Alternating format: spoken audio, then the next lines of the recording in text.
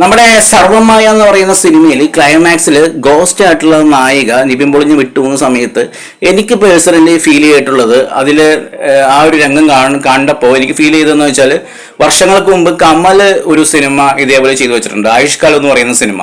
ഈ സിനിമയിൽ ജയറാം ഗോസ്റ്റ് ആണ്. ആ ഗോസ്റ്റ് ആയിട്ടുള്ള ജയറാം നമ്മുടെ മുകേഷിന്റെ കഥാപാത്രത്തെ വിട്ടുപോകുന്ന സമയത്ത് ഒരു പെയിൻ ഇതേ രീതിയിൽ വരുന്നുണ്ട്. അതേപോലെ തന്നെ ഇന്നസെന്റ് അഭിനയിച്ചിട്ടുള്ള സാക്ഷാൽ ശ്രീമാൻ ചാത്തുണി എന്ന് പറയുന്ന അനിൽ ബാബുവിന്റെ ചിത്രത്തിലും ക്ലൈമാക്സിൽ ഇന്നസെന്റ് പോകുന്ന സമയത്ത് നമുക്ക് ജഗദീഷിനെ വിട്ട് ഇന്നസെന്റ് പോകുന്ന സമയത്ത് ഒരു പെയിൻ വരുന്നുണ്ട്. കണ്ടുകൊണ്ടിരിക്കുന്ന സമയത്ത് നമുക്കൊരു ഭയങ്കരമായിട്ടൊരു പെയിൻഫുൾ ആയിട്ട് രീതിയിലാണ് ആ ഒരു രംഗം എടുത്ത് വെച്ചിരിക്കുന്നത്. സെയിം രീതി തന്നെയാണ് ഈ സർവ്വമായയിലും ക്ലൈമാക്സ് നമുക്ക് ഫീൽ ചെയ്യുന്നത്. അത് ഇപ്പോൾ സാക്ഷാൽ ശ്രീമാൻ ചാത്തുണ്ണിയിലും അതുപോലെ ആയുഷ്കാലത്തിലൊക്കെ ഈ ജയറാമും ഇന്നസെന്റും അഭിനയിച്ച് വെച്ചിരിക്കുന്നത് കൊണ്ടും കൂടി നമുക്ക് ഫീൽ ചെയ്യുന്നതാണ്. അതേപോലെ തന്നെയാണ് സർവ്വമായയിലും നായിക റിയ ഷിബു എന്ന് പറയുന്ന ആ നായിക ഗംഭീരമായിട്ട് അഭിനയിച്ചേക്കുന്നത് കൊണ്ട് മാത്രമാണ് നമുക്ക് ആ രംഗം അത്രയും ഫീലായിട്ട് തോന്നുന്നത്.